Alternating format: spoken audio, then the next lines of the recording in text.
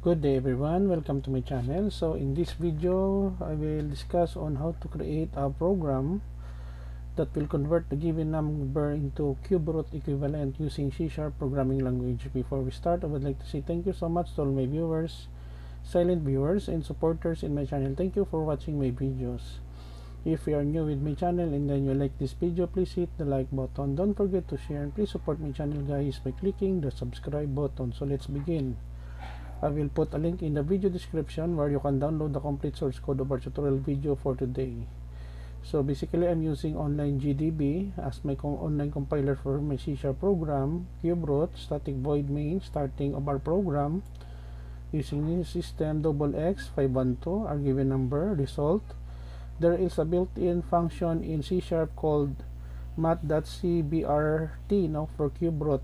It is a method. So we display cube root of x 512 is the result.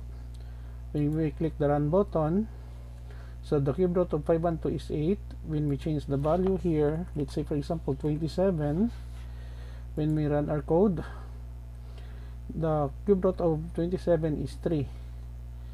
Let's say we have 9 as our value of x. When we run, okay, so the cube root of 9 is 2.0800.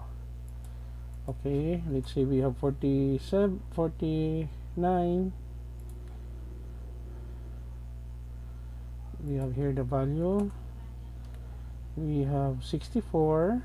64. Okay, the cube root of 64 is 4.